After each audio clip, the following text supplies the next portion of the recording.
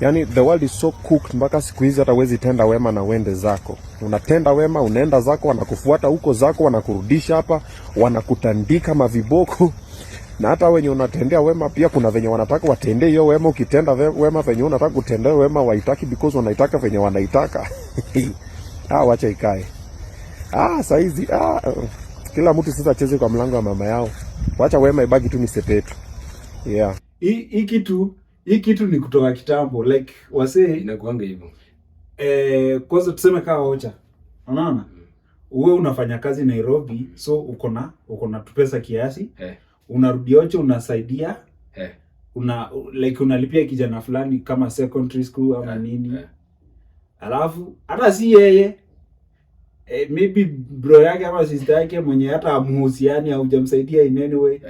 Anapata accident, either anapasa ama ana do anything, unaambia ulimsaidia hivyo na ukatoa mdogo wake kafara. Eti ukapea majini yako food. Unajua nini? Sijui vile hii world iko built. Basi unajua tuseme tu ni shetani juu watu husema ni shetani. Shetani ukuja right on time. Achelewangu right on time. Cause unaona? So unaona ile kitu inafanya Obina sasa watu wamtroll na anasafa online. Ni juu ile time walikuwa interview na Shalkido, aliambia Shalkido story ya kujiregister kama member wa funeral cover. Alimregister kwa hiyo funeral cover. Kuna funeral cover yenyewe unaweza register familia yako yote. So in case mtu apass, nyinyi amtachukua the burden ya kumzika. Hii do yote, hii funeral cover itakava kila kitu. So hiyo siku yenye Shalkido alikuwa kwa interview ya Obina, I think it was just a week before, less than even a week before accident. Obina alimwambia story, akamwambia tutafanya hivi, wewe tutakuweka under hiyo funeral cover, tuweke shosho yako, tuweke pia mother yako, juangi anything inaweza happen anytime. Na hiyo ni ukweli. Hiyo ni ukweli, sinaona. So a week later, after Shalkido na familia yake wamewekwa kwa hii funeral cover, Shalkido ameenda. So Obina meant well for Shalkido na alikuwa amekaa kusaidia.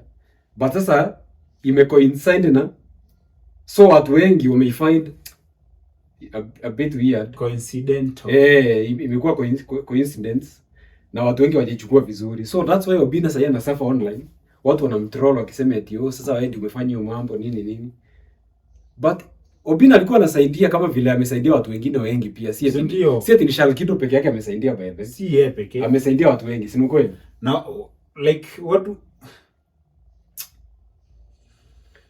ni watu tu. Kama unasikia Obina akisema acha wema wabaki tu ni sepetu. Watu ni watu tu. Kuna kitu inaitwa toxic charity.